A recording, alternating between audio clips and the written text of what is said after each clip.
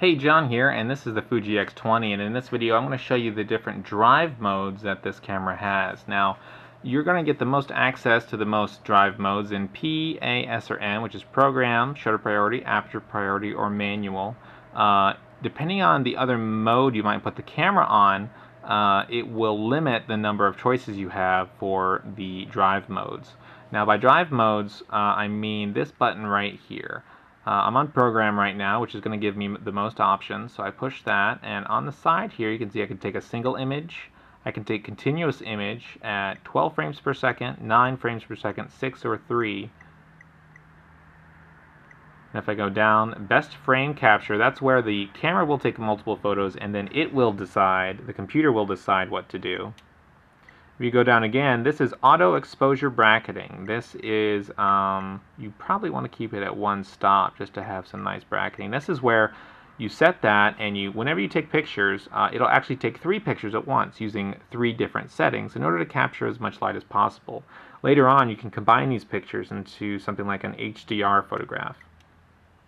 Below that is ISO bracketing, which is just the same thing as auto exposure bracketing, except instead of manipulating shutter speed and aperture, it's manipulating ISO.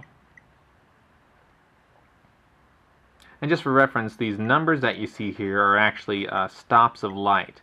So one stop plus or minus means that it's capturing a photo with twice as much light and a photo with half as much light, or twice as much sensitivity or half as much sensitivity. So if we go to the next one, that's the film simulation bracketing. Now, when you have that on, the camera only takes one picture and then saves it 3 times with multiple options. If I go to the menu here and I go down to film simulation bracketing on my first menu here, then it gives me my options for my 3 films. And really all these are just filters applied by the camera, so it only needs to take the one photograph. But it's kind of a cool way to just instantly get all of those JPEGs immediately.